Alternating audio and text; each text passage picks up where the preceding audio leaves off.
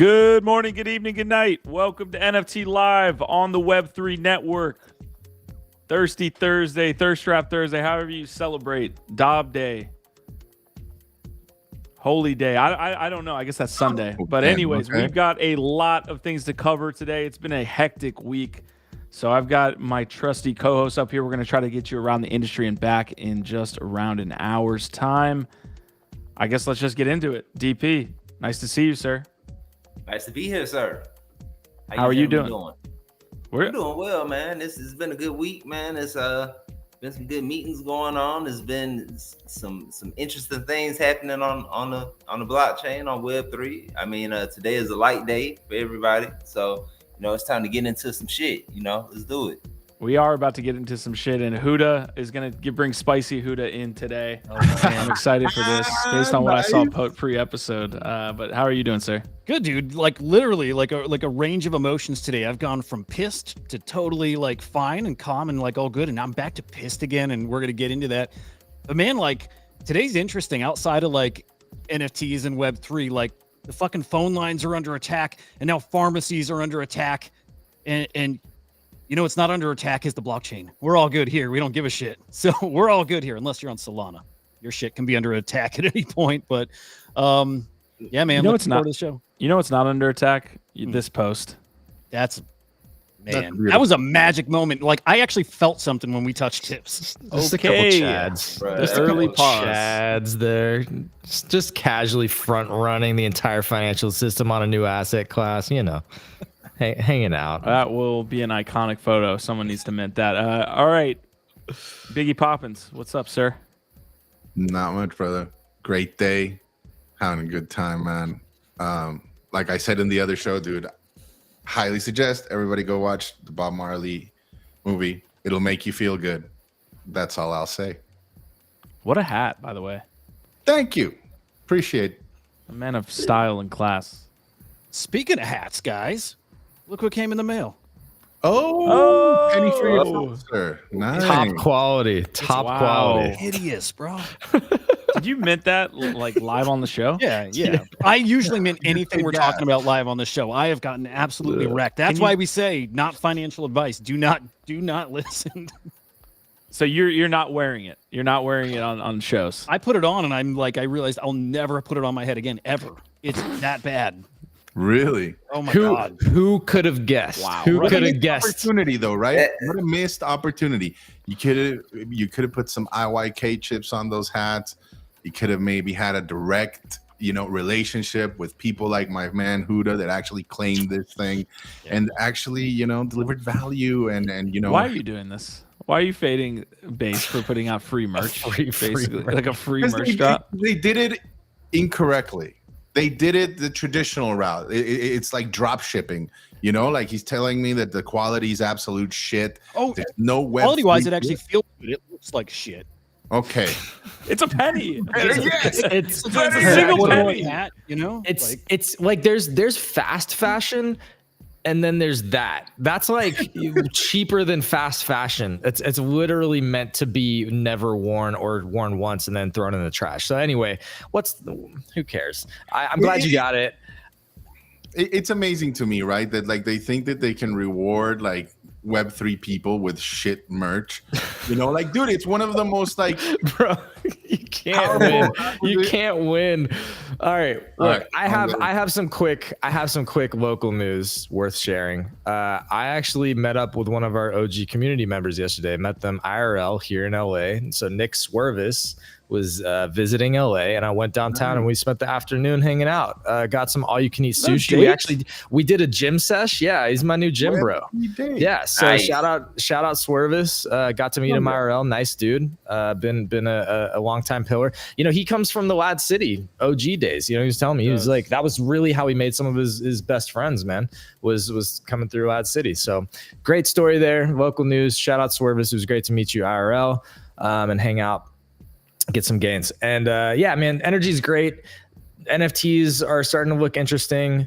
Does seem like maybe there's starting to be some FOMO and interest from people coming in. We mentioned that a little bit yesterday, but that's what you get when number on Bitcoin and ETH starts going up, is everybody starts to turn their heads again and say like, uh-oh, is it happening? Like it is. And the one thing that I'll just add in real quick is I fucking love Michael Saylor now is like swag daddy supreme, bro. Like every interview he comes on, when people ask him these fucking dumbass questions, bro, his answers are so fucking just Chad-esque, like, mwah. Dude, like when he goes on CNBC and they're just like, so when's your exit? When are you gonna sell your Bitcoin? And he's like, dumb. Bitcoin is the exit strategy. There's no reason to sell the winner for the losers. It's like, that's amazing. The cash. I'm loving the energy that he's putting out right now on all these fucking interviews. So there's a piece to GiftEd's point that he was talking about retail getting back in, all this stuff. I just got a text, guys. I don't mean to scare you, okay? Because usually these are late cycle texts.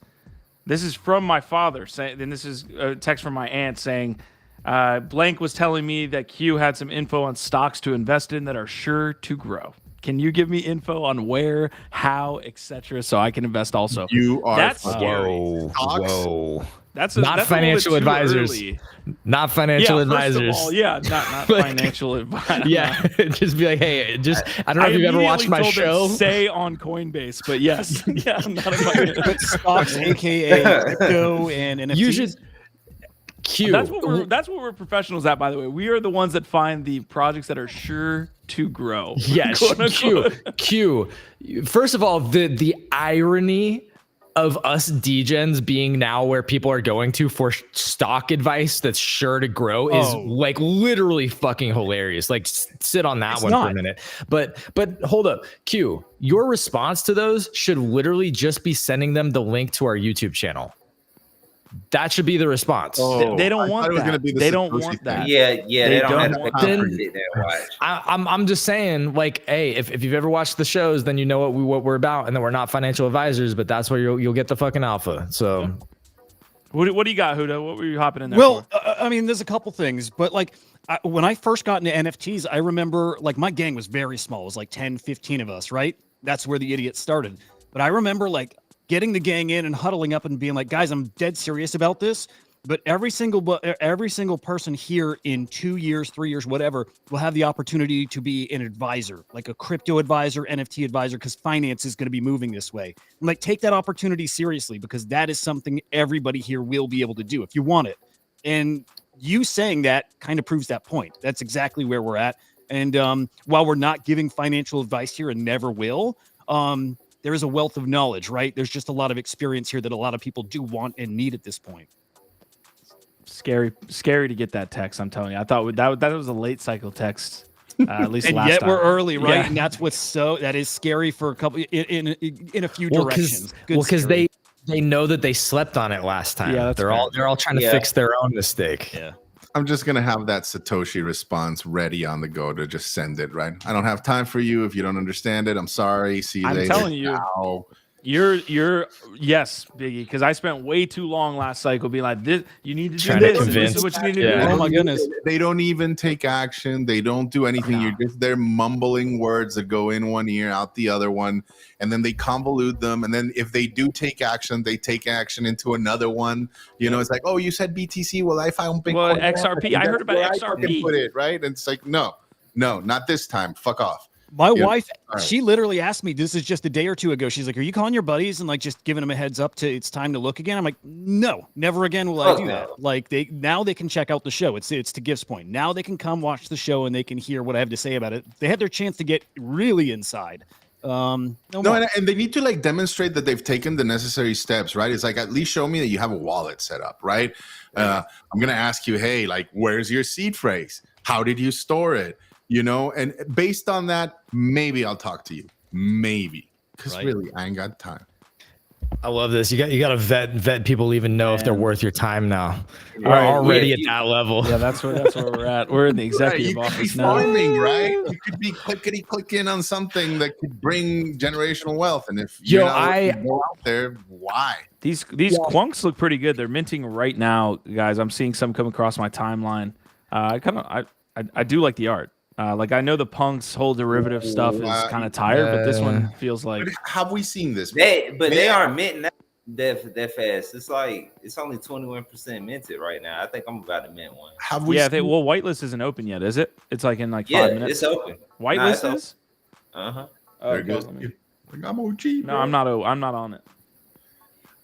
I've seen this style before. Can somebody else acknowledge It's Basquiat style. Basquiat inspired, but you've seen it before. You've seen it on Tezos. You've seen it. We've seen every Punk's derivative. Else. It's not minting that fast. You're right. Yeah. I mean, they're fun. They're cool, but. Here's the thing. Here's what it comes down to. It's not that they don't look cool. Because I do agree that they look cool. The issue at the end of the day is that when you're creating something derivative, it is always going to be even harder for that to sustain any real value. Ultimately, all the vast majority of all the value is aggregated to the main collection, and then everything else is trying to like fractionalize and take some of that value and create their own value. Most of those are not from legit founders or teams that are going to build anything. They're literally just trying to capitalize off of an opportunity to create and again sort of vampire attack that other collection in a way, right? They're just trying to suck some of the value out of that IP. And then the history shows us that there's very, very, very few derivative projects that hold any value long term. So it's not that it doesn't look cool. I think it looks dope, but am I going to bet that that's going to do incredibly well and hold value long term? No. Maybe it does well initially. Maybe you can get a flip out of it, but. All right, Cat's Fanatic saying just minted 2 quunks. Marty's, I think, behind saying ouch, and you guys call me a hater. Give me the loot saying gang. What's the gang up to these days, man? Marty saying Biggie wanted to buy some Yuga gear. No, here we go. Quasar, TBT, OVOT, and Christian Jensen saying GM, let's go. We just got the show started about 10 minutes ago, folks. We're off and running already. We are not financial advisors, by the way. Gifted is about to tell you why that is the case. Yeah, it's because our brains are too smooth to handle that kind of important information and responsibility.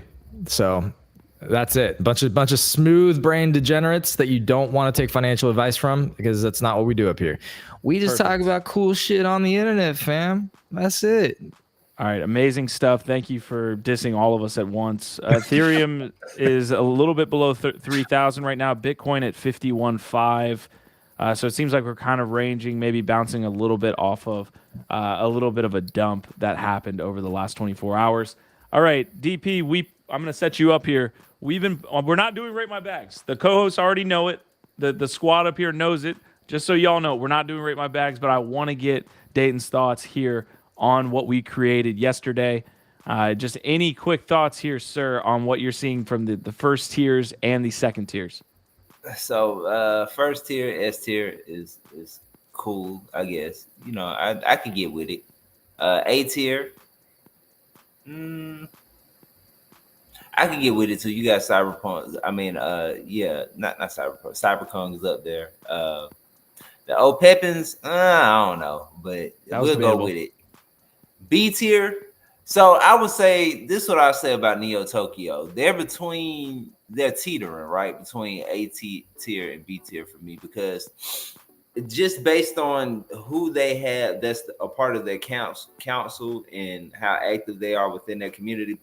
And I'm being biased because I have a few friends that are like on the council and everything, and I kind of know like what goes on inside of Neo Tokyo and how much work they put in and how many founders they've onboarded in that community. Like, you know, they have everybody from Yatsu to fucking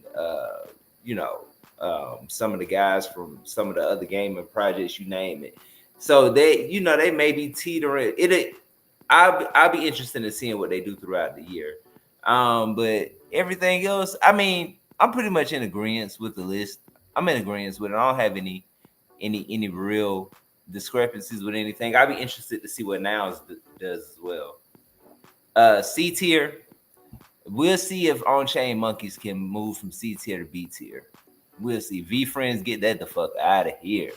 I gotta see. This is where I gotta. Nope, you had your chance. This is just dating. I already told you. Yeah. I pre-upped. Here we go. Bitcoin frauds. Yeah, I don't know. Dobbs, only a matter of time before they move to S tier, for sure. Kaiju Kings. I actually was an original Kaiju King mentor, so I had love for them. I would love to see them back at A tier.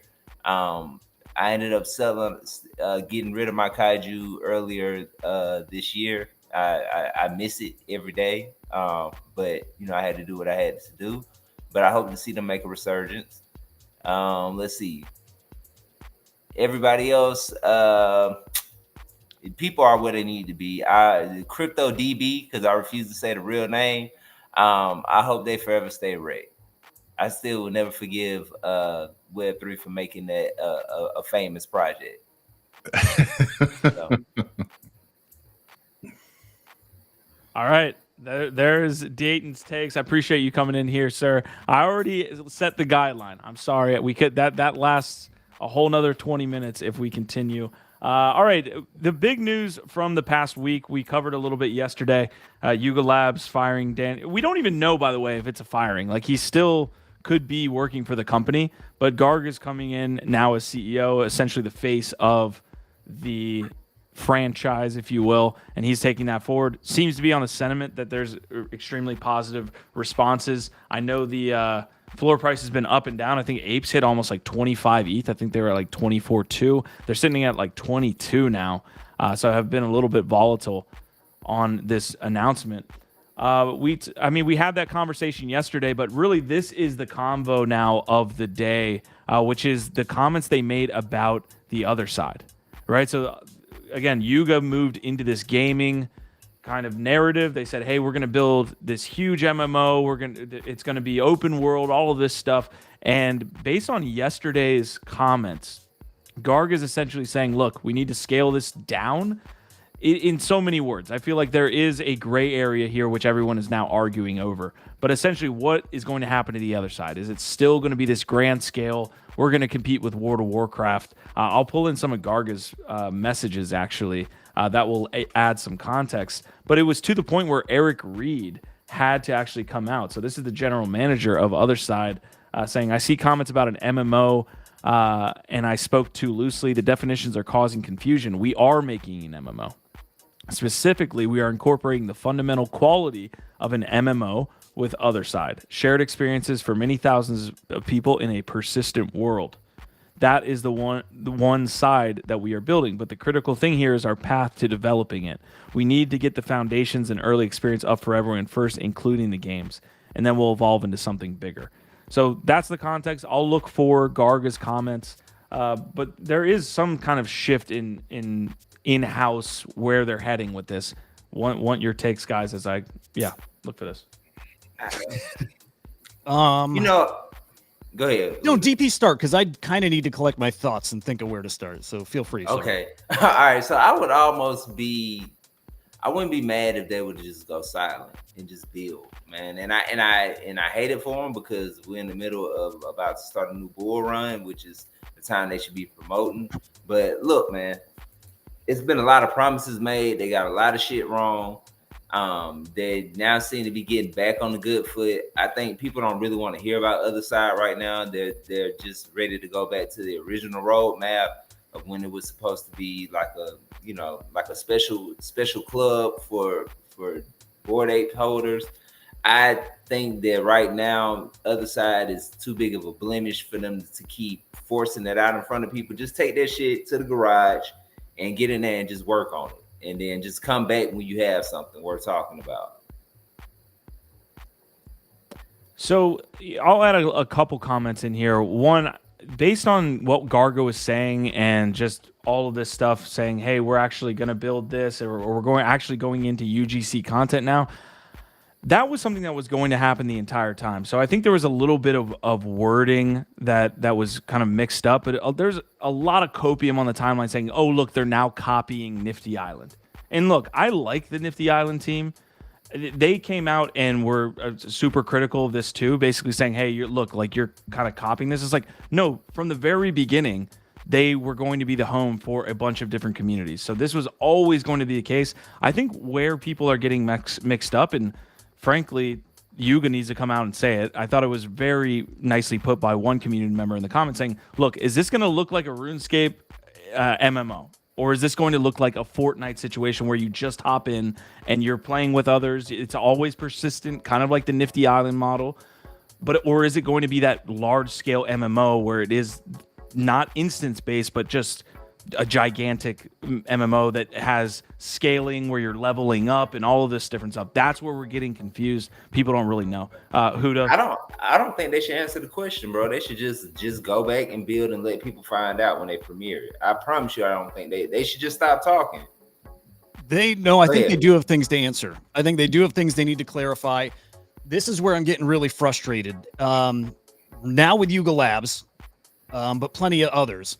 Right. So at what point does it become, I'm going to say this, and like, what point does it become criminal that you're raising funds? And I'm talking about tens of millions, maybe 100 mil plus, saying you're going to build one thing and then not delivering that at all. Now, like Pixel Vault is what really like lit my fuse. Them saying they were going to build a AAA first person shooter RPG, all these planets, all this governance, all this shit, and that they had a AAA game studio lined up to do it. And then they delivered that freaking auto brawler, that garbage. Now Yuga Labs, right? If they from the beginning said just an MMO, like I know what an MMO is, that can be anything. That just means massive multiplayer online. But they said RPG. They did.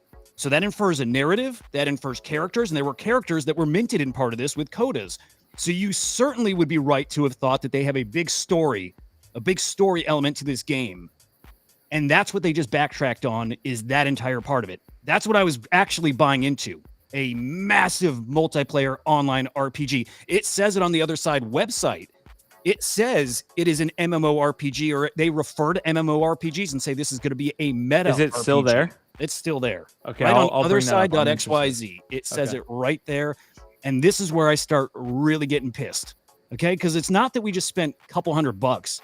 At this point, between Pixel Vault and Otherside, I'm talking tens of thousands of dollars that I've spent on what they've advertised that they're now being very clear they're not going to deliver. So, and I don't even need to go to your product, your platform for these experiences, because anyone can pop up an M² instance and build something very similar. Like, this stuff needs to actually be looked into by whoever looks into this stuff. These are the problems in the space right now. People are claiming that Daniel is a scapegoat. I don't think he's a scapegoat in the sense that they made the decision just because it looks good. I think they actually were like, we need to get this right. And mostly, Huda, what you're getting at is that this may be changing because Yuga is realizing this is going to take too long and everything is kind of crumbling. So we need to have a bridge to whatever that game looks like, and it's going to be another 2 years before that game comes out.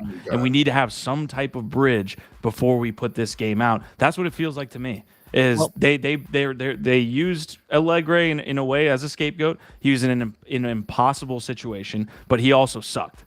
Like if he was better, I think he would have been okay there still.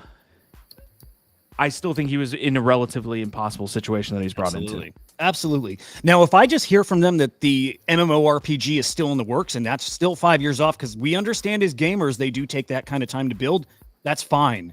But I don't even get the sense that that's what they're actually working on anymore, that they just want to maintain this like environment for you to go build. And I'm not okay with that. I didn't buy into that. It's completely fair. There's so many questions. What I'm seeing here right now is just so many questions. These are tied in apes. This is Belfort. This is Bando. This is Huda up here. And me. Like, we're all asking, like, will this be powered by ApeCoin? Will this look like RuneScape? Okay. What I'm seeing here is a bunch of fucking questions, and they just need to answer them. And I've been following along this journey for a very long time next to you fine folks, like talking about these things, but not being a participant of it, right? Now, in a way, I've been pulled into this, right? And yesterday and the day before, you motherfuckers were talking about how this is all good for us. This is exactly the shit that concerns me as a new Yuga cohort. You're reaching, sir. What am I reaching for, man? I do think you're just reaching to be upset. Like this has nothing to do. No. I'm sorry, but it does have to be do with everything. I think this is a huge weight, a huge time suck, a huge question that needs to be addressed. And until it is, I think everything else can take a fucking back seat. And guess who's way back in the fucking bus? Exactly. I hope this starts to get delineated as different products. About how Star Wars does not matter to like Marvel. Marvel. Yeah, like you need to start viewing these things. They have enough money to fund all of these different projects. All of these things are different. Like they cut off BAYC and said, here, you're your own project. Biggie, Proof and Moonbirds will be their own thing. Like Yuga Labs Gaming has nothing to do, except like hopefully in a positive way that they maybe add like some type of integration with Otherside. Yeah, I would put that as a cherry on top of whatever the heck you think you're gonna get. That's additional. Okay. And also, they're already working on their first event for Proof here in LA. Like they're already doing things. Oh, let's be real. I think that was already in the works. It was just announced and now rebranded via Yuga, but I don't think this is something that just got spun up after the fucking acquisition. I'm sorry, like it seems very self-centered of me. Obviously, these are questions that I've been looking upon from a distance and never thought I'd have to fucking actually tangle with. You don't. You really don't, Biggie. This has nothing to think about the other side integration. What you're trying to state is that these things are isolated and they are in and of themselves. All right. They are. All right. Let's hope so. The other side has nothing to do with Moonbirds. The other side has nothing to do with Moonbirds. They will integrate you guys, hopefully, and that will be a positive thing for you. But as far as like Proof, Moonbirds, anything, don't think of the other side as like this. If this goes bad, it like has anything to do with Moonbirds. Do you see what I mean? I do, but I still don't think you see what I mean. Which is that like this is obviously, I think, a glaring problem in the Yuga ecosystem, and until it is righted or fixed, many of the other sectors that you think are isolated, I think won't be engaged with the same vigor and capital, right? Because this is such a problem that you guys have been dealing with for such a long time. And I'm sorry, as much as I understand the approach of trying to isolate these things, but they are all related as well, right? And I think something that's taken up, like Huda said, so much capital, and it's not only that, but attention and like requests from its holders to be addressed is a problem that will take focus and drive away from the other things that you consider to be fine. It's just a business, right? Like it is related. As much as they try to isolate them, it is. And that's the fucking problem. That's the thing that I refuse to be fucking lulled into complacency and comfort. It seems very emotional. Words, it seems very refuse to be brought in. Like it's just. I'm not refusing. It's not like I have a choice, Q. I'm not refusing to anything. But since now I have to tango with these questions, then these are hard questions that need to be asked, right? When they come to the town hall and address fucking Proof or fucking Moonbirds about, I know I'm gonna get a whole beautiful rosy picture about how the community is being put first into consideration and how things are going to be great and it's going to be all things as usual. Some things will have to be tweaked, blah, blah, blah, blah, blah. But in the end, I think this now concerns everybody involved there as well. Mm-hmm. And I'm not going to allow it to be swept under the rug and said, this is isolated. This doesn't concern you. You'll be fine. Bullshit. I'll tell you what's like another component of this that, man, it just sucks too. If their focus is now on the user-generated content, they said their words, they want to be the living room for NFTs. Like, we have now so much evidence that nobody gives a shit about that stuff. Nobody cares about crypto voxels. Nobody's hanging out there. Nobody's hanging out in Decentraland. Nobody's hanging out in Sandbox. Nobody really wants a living room to hang out in. I want to push back on that a little bit, because you're right that in the specific expressions and like the case studies that you've mentioned, that nobody has figured out how to have an open world environment that's really good quality that can fit more than 50 people in one instance.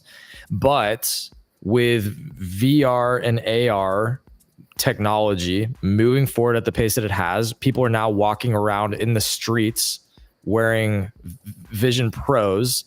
Like if we're going to think a year or two out from how people are getting together and hanging out, I think that we will see a lot more people hanging out in these shared environments in different ways. And the quality and the tech that they're building with is fundamentally way more advanced and sophisticated to support those types of higher quality experiences than a lot of the other things that we've seen so far. Like Nifty, again, what Nifty Island has is not even 10x of what the other side's trying to develop. Like they're trying to develop something way more advanced. So I'm just saying, it's also not innovative. Like again, Sandbox did this first in a pixelated environment. So it was a weird response by that. So to be clear, what I'm saying is that part of the reason why it's not launched and it's taking so fucking long and so many resources is because they are actually trying to build for the future and build something truly innovative and more advanced. Well, I don't think if Spirit is, Improbable is. But all I'm saying is for us to sit here and say that the things that have existed so far haven't been it, and that's going to dictate how the future goes, I don't necessarily agree with that. Well, so I absolutely agree about the AR VR part being where that actual sentiment changes, where people will want to hang, because they are right now. Places like VR chat. I go in there. It's super fun. I would hang out there for hours. People do. That is where it all changes and where people will want to make it their living room for sure. But, you know, we're still a while off from that for sure. You know, when it comes to building these large open worlds, right? The thing that I always say is they can learn a lot from the RP servers and the way that they do things. But also, I started to think that, you know, we can say Otherside is working on building like this entity that we've never seen before, this world we've never seen before. But like you have Web 2 people that are building on Web 2 that can easily convert their shit to Web 3, like the Everywhere game that's about to drop. The Dookie Dash game was a success. It really was. Yeah, no. I get what you're saying, but what I'm just saying is like even with the new Grand Theft Auto that's about to come out, like when that drops, like nobody's gonna care about what the fuck other side has going on. Real gamers, I'm saying, you know what I mean? Because we always have to reframe it back to, we aren't talking to Web3 speculators when we're talking about gaming. The problem is in Web3 we are talking to Web3 speculators, but that should not be the focus. The focus should be real gamers, which is why I've always been of the belief that we need to take a step back and start going and actually collaborating with some of these people over in Web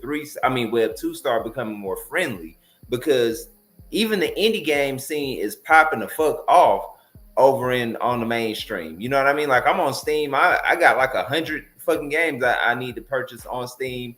And I've been like last weekend, it was the drop of a new game called Ultros, which is pretty cool. But I was playing that all weekend. But the indie game scene is popping off, and I'm like, shit, man.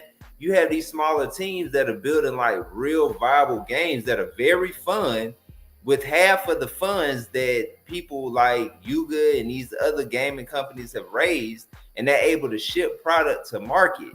You know what I mean? And so it's like, the question becomes like, what the fuck is going on? And what I think what's happening is that a lot of these people got these funds and they did not, I mean, in theory it sounded right, but at the same time, they didn't have the experience from real developers that are working over in that world. Where it's like, look, no. In order for us to do this, in order for us to make that, we're gonna have to do this. We're gonna have to do that.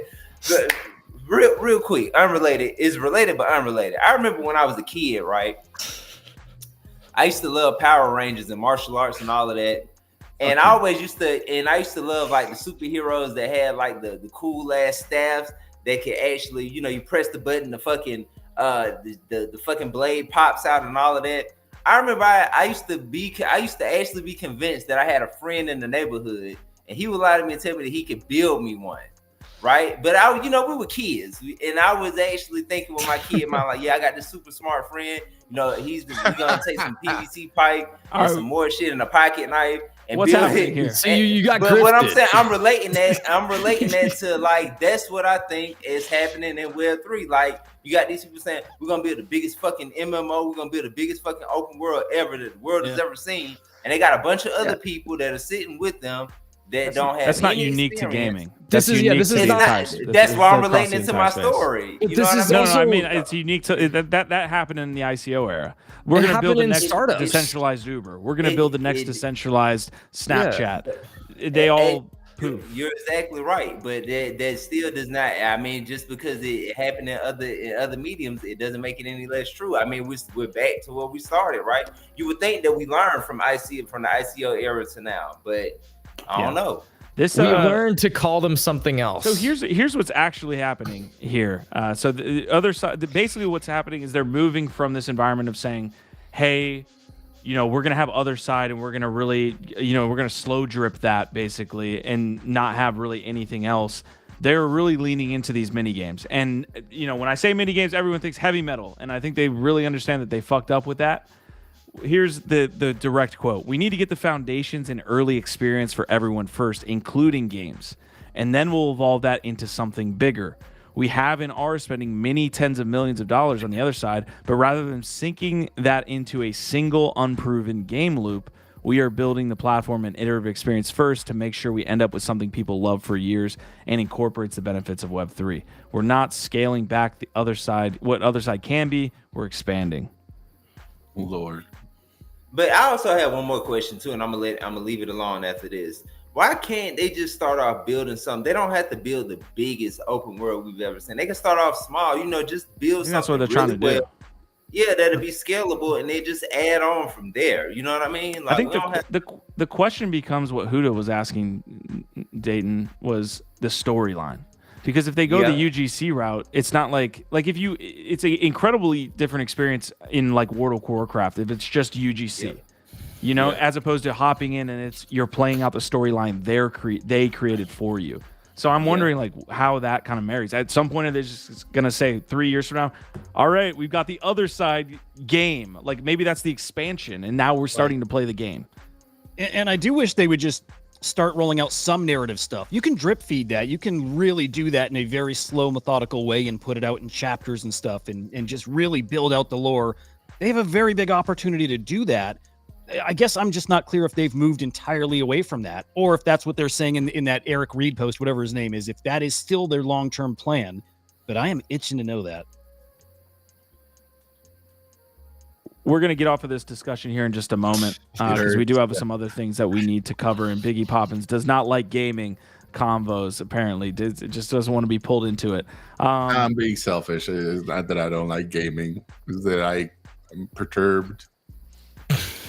I don't think it has that much. I know we disagree on it. It's just this is a Yuga Labs gaming situation. Proof is going to be excellent. I am very, very, very bullish on Proof under Yuga Labs now. Very. I think Bored Apes need to show the model as well and be like, we're separated from Yuga Labs gaming. Like if they can start to do that, it'll be more clear.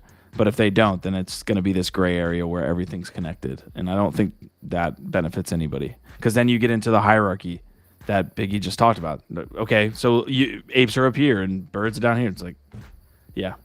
Tough one, man. We've been covering the other side since it minted. We've been doing multiple trips. I don't even know how to end the convo. Does anybody have any? Go ahead. Yeah, let me ask this question. It ties back to maybe my first question with this. And let me say this applies more to Pixel Vault than it does Yuga Labs. But when does it become a more criminal thing that you are promoting something and you are raising again $100 million for it, and that you then decide to not deliver it. We've been having this discussion on the channel, right? We've been having this discussion. We had it this morning on Say What, right? Like we've been getting called ruggers. Like we didn't raise a dime.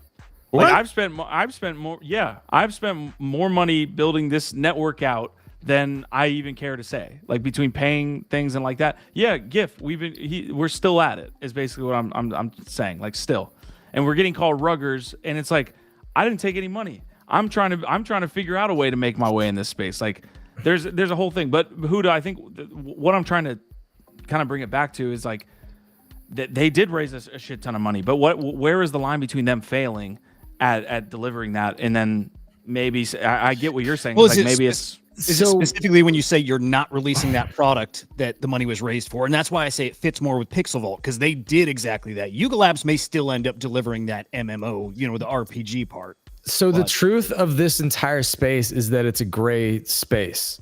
It's unregulated.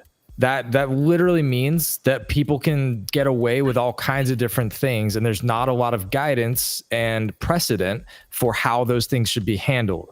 So the answer is that people have raised ungodly amounts of money selling all kinds of fucking dreams, and most of those are not illegal by any existing necessary law, but then you have to go litigate that to try and establish like if there is criminal liability, right? So sometimes, and we know that there have been examples when people very clearly misled investors, took a bunch of money, and then basically absconded, didn't deliver anything, rugged, whatever. There have been some legal charges brought that then are sort of helping to clarify where those lines are in specific scenarios, and all of that starts to create these precedents. But again, Wild West means that there's not a lot of existing infrastructure or examples that you can point to for how these specific things are litigated or what constitutes illegal versus legal behavior. It's all very fucking gray. So to me, it literally comes down to, did they make a bunch of promises that weren't delivered? How was that handled? And then like, is it so bad that there's going to be a lawsuit or class act? Does somebody want to pursue that, and try and actually get to the bottom of that? So like Huda, if you feel, and again, I'm not saying this, like I have no investment in Pixel Vault. I basically my closest connection to that is that I think VGF is a super smart dude, and I really like him as a community member, but I have no investment. But if you feel like what they've done, like you put a bunch of money, time, and energy, and it was so egregious for how it was misled and handled that you wanted to get together a group of friends and go file a class action lawsuit, then I think that's how you figure that out, because who else is going to handle that shit? Like there's no other place to look. Yeah, we need to be better at self-policing the entire space, honestly. We need like a fucking Web3 Better Business Bureau or something, man. For real. Like, well, yeah, and this gets into the bigger, like one of the more interesting conversations that I've been sort of circling around, that I've seen sort of bubbling up, is this need for more curation, and then what's the difference between curation versus gatekeeping? When is it good to have quote unquote gatekeepers? When do you want some kind of centralization in a decentralized world? Because again, a lot of these problems also come with the benefit, like the trade-off of decentralization is that you do not have that security or centralizing force that you can go to and run to with your problems, right? So it's like this is a core tension. But one of the interesting conversations that I've seen bubbling up is around this sort of curational aspect of it. Who are the people that are doing that well? How do we get more of that? And then also, again, how do you make sure that you don't overbalance that into a world where we're basically just now a bunch of gatekeepers, like saying who can do what? And Biggie, Huda, what are your thoughts?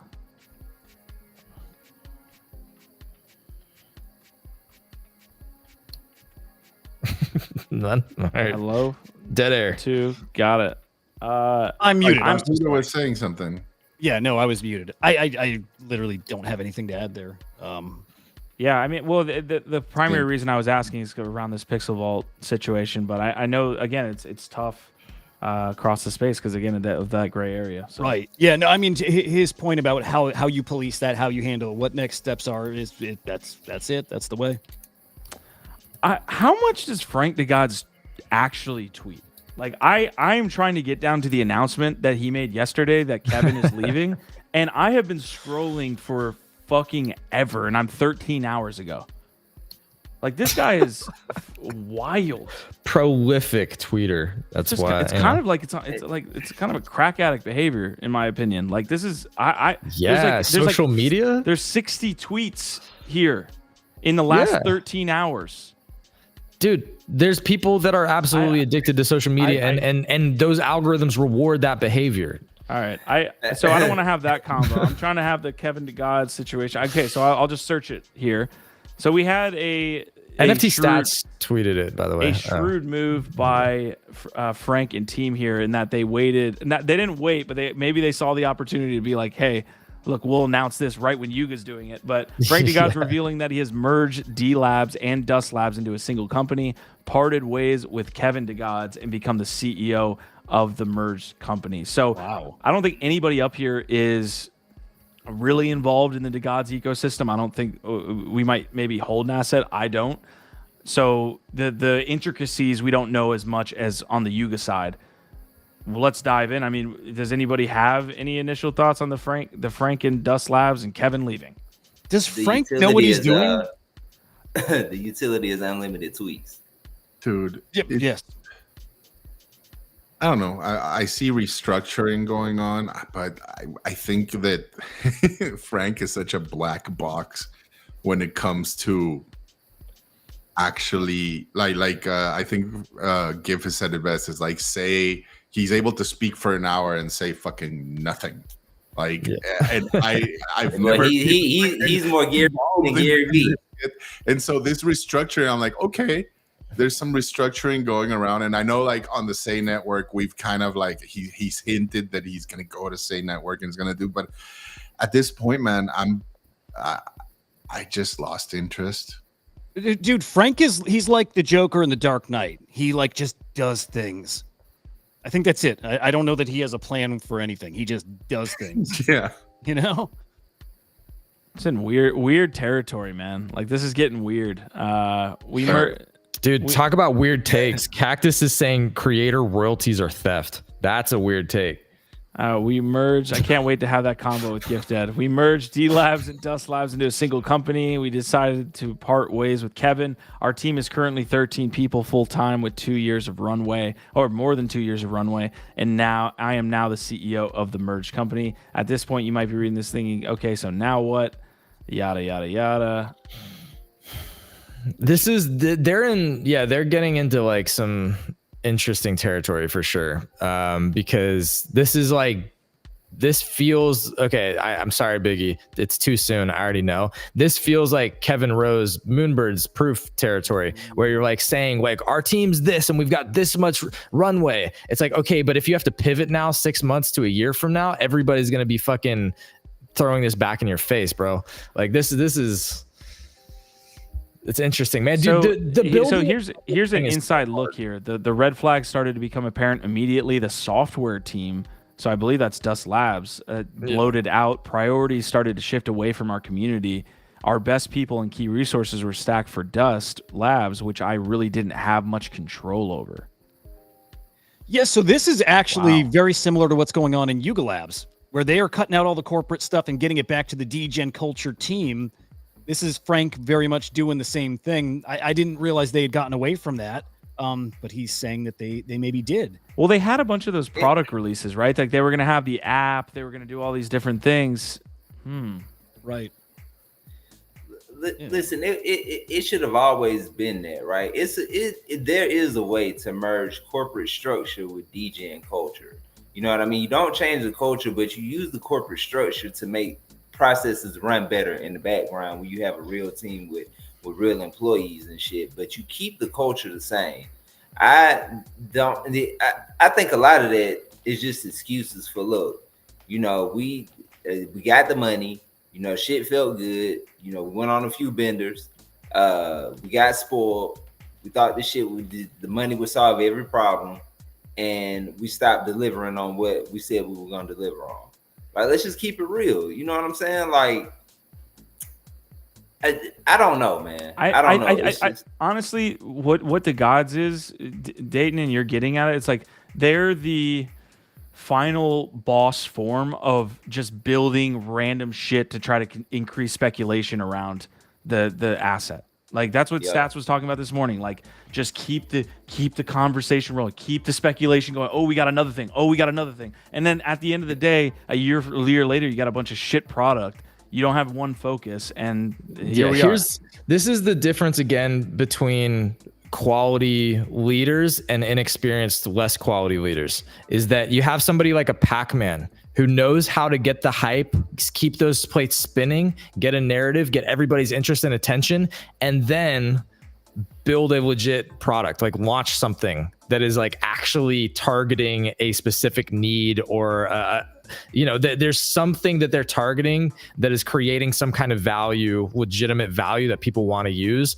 He understands how to create that thing, like see the opportunity in the market, go after it, put the tech side together, create a product, and then launch that thing. And it's actually like, holy shit, dude, like the blur and blend thing, like you said, back to back, dude, blend became, not only did they take down OpenSea, which was such a crazy thing to do on itself, they became like blend within 24 hours became the biggest NFT-fi lending platform. It was like 90% of all NFT-fi was on blend within 24 hours.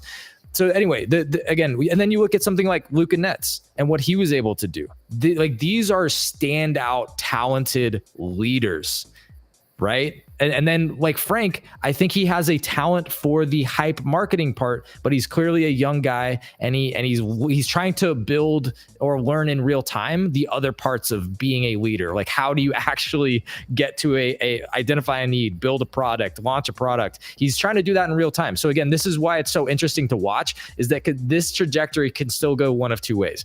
He can either come back and be the fucking Messiah Jesus, one of the great builders and leaders that came out of Web3, or he can totally go that sort of villain arc and end up being a rugger, a horrible fucking hype man who never delivered shit. Like, I don't know, dude. I think Breezy here nails it. They don't know what they are. They've never really gotten like a banner that they can like all march under, right? Like, I think that's something that you notice from some of the great projects like Pudgy's, right? Like we're going to make these things the cutest thing. We're going to make the whole internet fall in love with these things. Simple. You know, Frank has just always teased speculation, right? But never actually like staked his claim into something. That's my opinion. The closest he ever got to was like Soho House type of situation. And that never really resonated, I think, with the community. So let's see what rabbit he can pull out of the hat right now. But at this point, I think it's very clear that like the people are kind of tired of this approach that he's taken, right? And they're not really paying attention anymore. It's just kind of like, oh, okay, right. You're gonna go to another chain. You're gonna consolidate. You're gonna what the fuck? How many backflips can you do until people are tired of that shit? That community as well was like Bastille effect. Like times 5. Like they had 5 different events, it felt like, where they were like, come together, community, like we can do this. And that gets super tiring, I think, being involved in that shit. For Biggie, you probably know a lot about that with this shit with Proof and Moonbirds and stuff. It's like on the 6th time, it's like, oh fuck, you know. There used to be a running. It was a running joke that used to go around Web3 that I would always hear people repeat, is that the key to a successful launch is to never launch anything. And the problem is some of these picklehead ass founders never learned that was a joke. It was never meant to be real. Like people really do live off of just keep hyping shit and never deliver anything. And it's ruining the space, to tell you the truth. All right, let's get to some positive stuff. There's got to be some positive stuff happening. This has been a rough episode, right? Yeah, like heavy. Well, this is the Cope Fest. Welcome to Cope Fest 2024. Here's the other piece that I want to bring in. Magic Eden, Hudo, you brought this down. It looks like there is another diamond claim here for ETH OGs getting your wallet ready. So we all might be up here getting some diamonds, some showered with diamonds. Yes, this is something I was excited about. Again, when they rolled out the diamonds, it was very clear the way that they built it on the user interface on their website that there was going to be separate claims for Bitcoin, Solana, and Ethereum, and I don't even know if like there was another one in there, but yeah, maybe. Polygon too, yeah. Polygon. Yeah. Diamonds. The Yeah, ETH marketplace is launching here soon too. Go ahead, DP. No, I was just gonna say, man, yeah, it should be good, man. A little vampire turnip friend just got rolled out to announce the diamonds. Is it? That's what it is, right? I was always wondering. I think that's the best explanation of what it is that I've heard. Frankly, I have not heard anybody explain what this is. It's an egg because you put seedlings in eggs.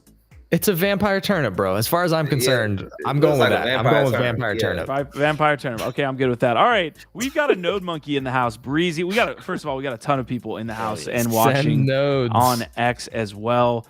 So we appreciate you guys joining us here on NFT Live. We have to have the deep combos sometimes. All right. Justin Casey also saying about Luca Nets. Dude is a straight up boss. Not many of those exist or even close. Hard to use him to compare a lot of leaders in this space. No, but real quick, he is a great comparison because you can look to him as absolutely somebody that most people would identify as he is doing an amazing job. So that's a quality leader. You can point to him as a standard and say, like, that's what a good leader looks like, and then compare what other leaders are doing. Breezy's saying, but I think he's talking about DeGods. They always get everyone talking. Yeah. Communities either very blind or has no choice but to support because they bought high. Fisker Karma saying, ups and downs and sentiment is good. This was a fun convo. Marty McFly saying, wish I had more nodes. Cam Taylor, send. We got a bunch of nodes. Send nodes. I also likes too, by the way. I also want to shout out to everybody in the chat who's been comparing artists and creators to governments. I love that. That makes a ton of sense, fam. I'm gonna do my best to keep GiftEd from going down that rabbit hole. Yeah, no, I just wanted to I wanted to throw that out. And NodeMonkes here are a little bit of the convo that I want to have. NodeMonkes at 0.282 here. So congrats to a lot of what's going on over there. I've seen them across my timeline a bunch of big profiles talking about them. Huda, first of all, do you have a NodeMonkey? Did you get NodeMonkeys? No, okay. I don't. So Bitcoin Ordinals, you mentioned right before we press live, you think that there's something bubbling up under the surface here on Ordinals front. Yeah, it's just a feeling. Like, I feel like the art drops came at like a really interesting time when things were slow, but there was definitely demand for them. So seeing like the volume like we saw in Flores at a slow time was like, it was an indicator for me. Now starting to see the Grails move and the type of volume we're seeing in NodeMonkes. Also some new mints today. What was it like Wizards of Ord? There's some new stuff that's coming in and it's popping off and people are flipping and they're in profits and it just sounds like it feels like there's a lot more about to come here. Anybody have thoughts on Ordinals before we hit this? I could bring up some Crypto Slam data as well. Dude, well, I don't know if you want to show it off real quick or not. I'll just mention again. I think Fallen, Oniforce Fallen is going to be a really great collection, and it's good to see the art quality and like the quality of the PFPs taking more leaps forward. So I agree. I think Ordinals are starting to pick up, and again, I think a lot of us have been speculating that in this next run, both Ordinals and SEI and Solana all have certain elements of novelty and like newness factor about them that they can all sort of have their ETH moment or something like that, right? Bitcoin is about to go fucking crazy. It's already starting to get tons of attention. A lot of that is going to, or not a lot of it, but some percentage of those people that are coming into Bitcoin are going to want to find the culture and discover about Ordinals, right? There's going to be some percentage. Yeah. Quick comment for you there, Q, just because you had it up. But I noticed that Pandora, I think for the first time since they really took off, is not the #1 collection. NodeMonkes are at the top. Really interesting. Again, I think it's probably been about 10 days of Pandora being up there at the #1 spot. So pretty big change there. And it's really 2 Bitcoin collections ahead of it. So yeah, Bitcoin definitely picking up. What's uncategorized though? So like the way the Ordinals work is there's nothing that really distinguishes. Okay, so that's not one collection then. Correct. Yeah, it's probably tens of millions of Ordinals there. So yeah, that one's a little tricky. Yeah. Over on the Solana side, it looks like the Trans-Dimensional Fox Federation is doing pretty well. On the volume side, Fergana's still, I think, they're down 16% actually. Mad Lads, that's on volume. Folks. Huda, do you have any insight on the Transdimensional Fox Federation? They've been trending for like the last week, pretty much, I guess, since they launched or something. Or are they like an OG project? They're tied to an OG project, so they're like the second or third tier now of the famous Fox Federation. But that's a very well respected collection. When I ask my Solana buddies, what's the one collection that's still kind of affordable to get into, they're like the famous Fox Federation. That is always the answer I get. I want y'all's takes here, and the community as well. Drop your comments here once I bring this up. What happens when this goes live? Like, is this a big nothing burger once it goes live? As far as like, it's like, I feel like this is Y2K in a sense. Interesting. Like, is there anything that is special going to happen off this launch? There will be some people trying to game it for sure for diamonds. So who knows? Like, maybe some more Solana people will get interested in trying out ETH. Maybe some more ETH people will also be trying out Solana.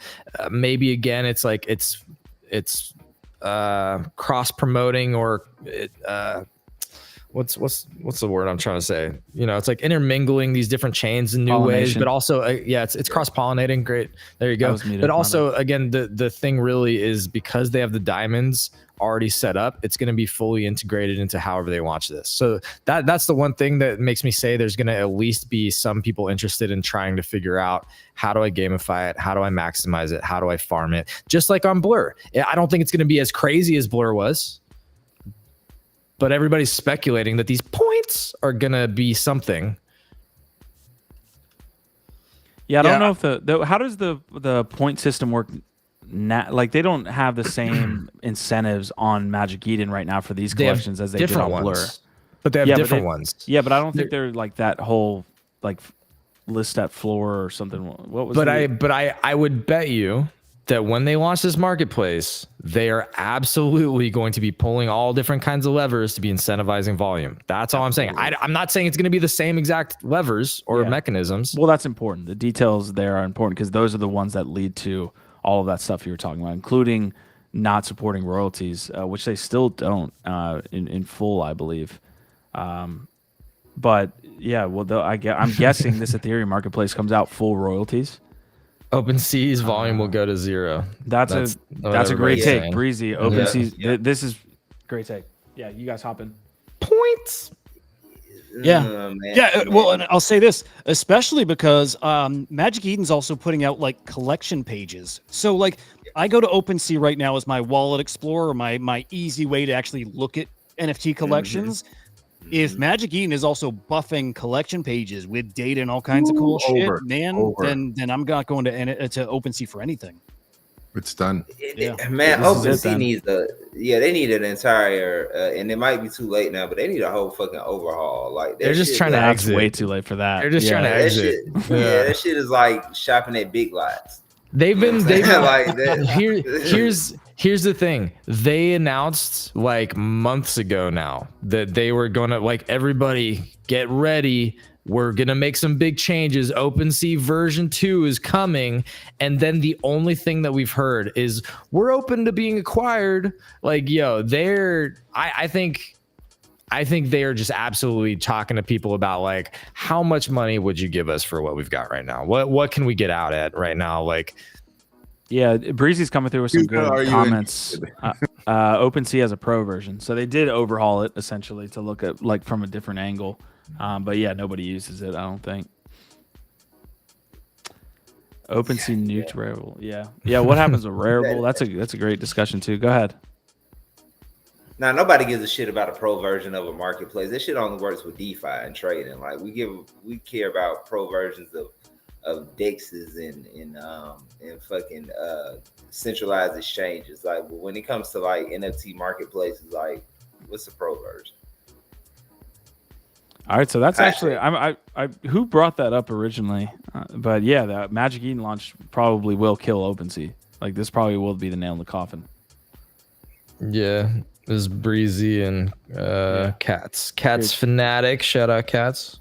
You know, I will get an unpopular opinion though, that I'll be sad to see OpenSea go, because OpenSea was there for us when we when we were still just young tykes coming into the game, into the NFT. You just game. call them big lots. I know, and it was sad to see big lots go. I used to like going to big lots with my grandma. We all up here. The reason why we cared so much is because we want them to succeed. But the issue is that like they've kind of just kept running into fences instead of like, you know, figuring out how to I don't know, how to build more intelligently with the community for the community, and not just be sort of extractive, shitty. Anyway. All right, opening up the floor here. Biggie Poppins, you've been quiet, man. What's going on in your world in crypto? You just sitting back, kind of watching the thing. He's collecting cappies, bro. He's buying cappies. Yeah, dude. Collecting cappies and breeding them.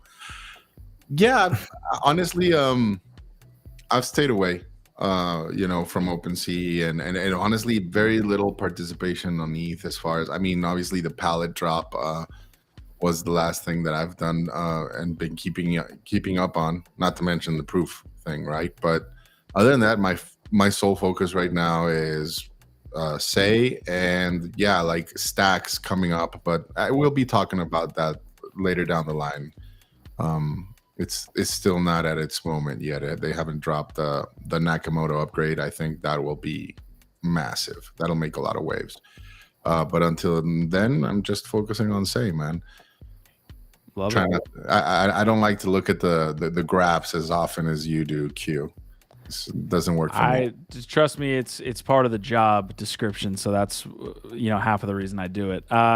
Quick, the base builders grant for 2024. This is really dope. I hope SEI gets into doing this a little bit more. I think base is actually fostering this a bit more on like a public facing version. They basically handpick builders that they see in the ecosystem and they give them a grant.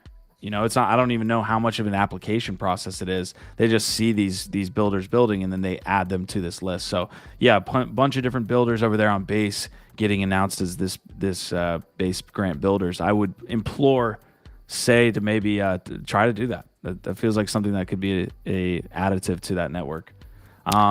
Check us out while you're at it. I was about to say, give us a fucking grant, y'all. Pump base up like no tomorrow. I would love to see the numbers. It's got to be. I don't even know what number it would be. Like how many folks are using SEI because of this show and because of the work that these fine individuals are doing up here. So it's got to be a ton. Creators. Whatever it is, it's still minuscule compared to what I think the people that are already there are expecting down the line. Yeah, no, that's fair, but come on, there's a little groan happening here too. But I get that point. They got their eyes on the prize. All right, we're gonna get out of here. We went for about an hour and 10 minutes, so I think it's a good time to end the show. We will not be doing like a 3-hour show tomorrow. They're gonna try to talk me into it. I'm not doing that. We'll see what happens in that show. But Friday night. Yeah, we're gonna brainstorm that Friday night show though, right? Like the next rate my bags. Get some live on like in a month. That would be get pretty some meta. live callers. Get some live callers calling in. Ideating on the next show. That'd be nice. Yeah. Live callers. All right, let's go around this box real quick. Huda, DP, Give, and Biggie Poppins, then we'll get out of here. Cool. Yeah, I don't really have much, man. I just realized I have so much work to do, and I just want to go and play this Helldiver 2 game, which is absolutely fantastic. Yeah, like, it's been getting great reviews, man. Dude, it's a blast. It's cool. I don't have any buddies to play with, and I've only played it all of like 45 minutes, but I'm just itching for it. So hopefully going to knock some shit out and get away from my computer a bit after that. Be ready to rock tomorrow. Right on. Yeah, you know, it's always a blessing when I could be here with the fam and I could be here with the community. Again, if y'all not tapped in, y'all better tap in before the train gets rolling, because when we, you know, when things get rolling, we are gonna act brand new, like we don't know anybody if you weren't here already. So, you know, y'all just prepare for that. I'm telling you now, shit is gonna get real different around here. We're gonna get real Hollywood. But until then, keep tapping in with us and you know, enjoy your life. Yes. Awesome. Dude. Message, DP. I wish we could have you on more often, honestly. Bring such great energy and insight into the show. Yeah, man, I'm gonna follow you too in that regard. Not in the gaming sector, but in the getting outside. It's been doing me really good. And yeah, I dig more of that. I think I don't know. Personally, at least for me right now, I'm going through like this period where of abstaining as much as possible, although it's not always easy.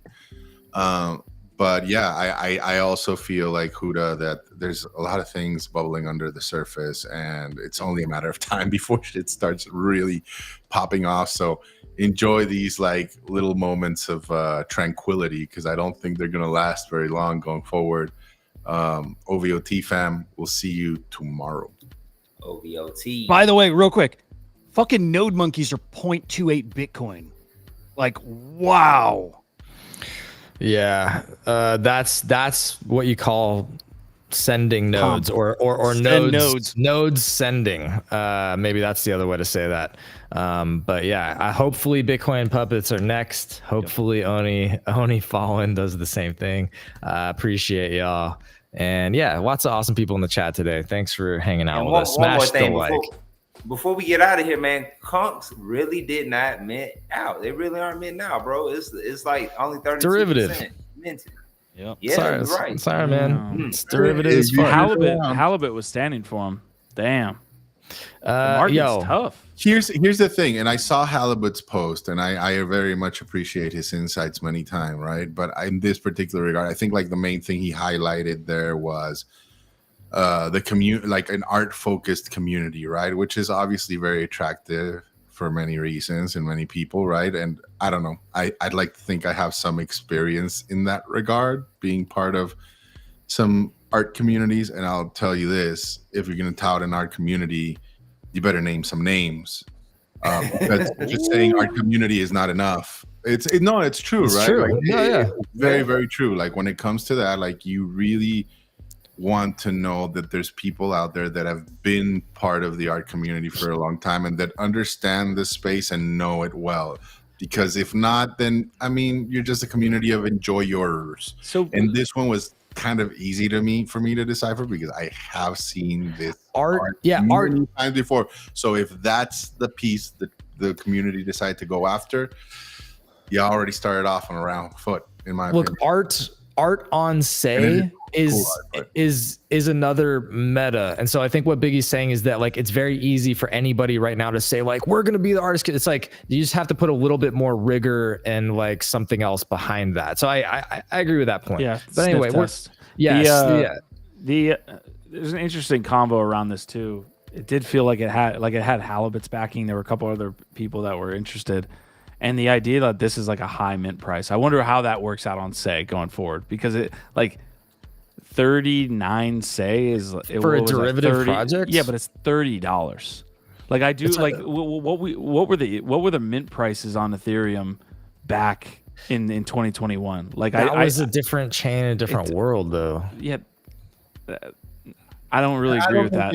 I mean, honestly, zeroing in on the mint price in this particular case, I think it's just short-sighted. It's not enough. People would have minted at 100 or 150 if you would have given them more to wrap their heads around than just a blanket statement like art community, right? Like that's the problem. And we were talking about it in the Say show this morning. It's like you're going to see a lot of these launch pads, right? Like they did very well in the past cycle, and they're popping up in all these different new ecos, right? And they're very attractive because obviously you get to buy in at seed stage, right? And it's great. But many of these, you will notice, will have very vague terminology and with all the right, fancy words and narratives to tag along with it. But unless you focus on the fundamentals, founder experience, tokenomics, mint price, and everything, I would say be very cautious, because you will see people playing this. We're trying to wrap this up and get out of here. I'll throw in one last note in here as another example to look at that did the opposite. That's an art community, and that's Roger Dickerman's 24 Hours of Art. That guy spent a year plus building value and already building a community, creating a product before he launched a limited edition of one of ones of 365 pieces only, and each of those is being created around the history of it's like, that guy knows how to create an art community. and I trust what he's building. That's very different from like, here's 3,300 of these things and we're going to do it. So I just wanted to shout out Roger Dickerman. That's the main point about that. 24 hours of art. That's a legit art community. And with that, I think we're trying to get out of here. I got us, bro. I promise you. All right. I know you're trying to get us out. You gotta go eat or something. No, I thought you were trying to wrap up the show. We were doing we're having a good combo. We're having a great combo. You're adding to chill. Cats Fanatic is highlighting Alive 1111 again, and I think it's very important to bring it out because if you do want to join an art community, I think that's the surest bet you have on Say right now. And the reason I'm saying is because you can go and talk to a lot of the people that have that background, like DP has right down there. You'll see it in the time frame. Just ask them like, who's in that community, who's collecting. I can tell you right now, the people I onboarding, not one of them is sold yet. And they're all from other art communities that actually appreciate art and are going to be in it for the long run. And that's the type of stuff that you want to look at when you're looking to join one of these art communities. People. That's right, Big. You better let them fucking know, man. Let them know who you are, bro. Let them know. I like the updates that Cats Fanatic was dropping into our Telegram group about how Alive 11, or simply actually, is taking the project into the future. I thought that there were some really cool concepts he was playing off of. So yeah, dude, I can't wait just like a one drop. Dive in further with him. Right, like we'll get him on the show. It's gonna he's a lot of fun. He's a great conversationalist and just fun to talk to, man. All right, folks. NFT Live. We'll be back tomorrow with hopefully. I think the whole group's coming back. Maybe we'll have one or two less. But thank you guys for tuning in. Leave a like before you go. OVOT.